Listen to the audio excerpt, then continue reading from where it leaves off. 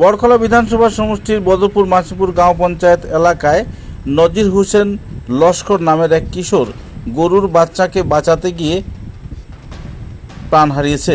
সূত্র অনুযায়ী গরুর বাচ্চাটা যখন জলের মধ্যে পড়ে সাঁতার দিচ্ছিল তখন নজির হোসেন লস্কর তাকে বাঁচাবার জন্য জলে নামে।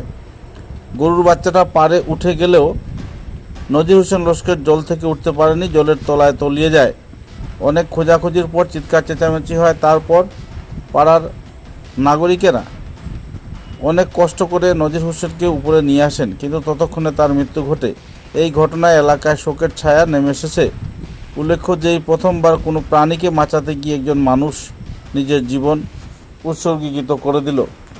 উল্লেখযোগ্য, চতুর্দিকে বন্যার জল জমে থাকায় কোন জায়গায় খাদ এবং কোন জায়গায় সমান জমিন বুঝতে অসুবিধা হচ্ছে গ্রামাঞ্চল সহ বিভিন্ন এলাকার নাগরিকদের।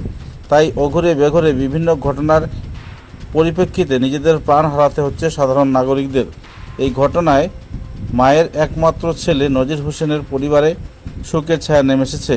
পরিবার বলতে কেউ নেই, পিতা অনেক আগেই মারা গেছেন। কেবল নজির হোসেন ও তার মা অনেক কষ্টে ঘর গৃহস্থীর মাধ্যমে নিজের জীবন চালিয়ে আসছিলেন। হঠাৎ করে পুত্রের মৃত্যুতে শোকাহত হয়েছেন মা।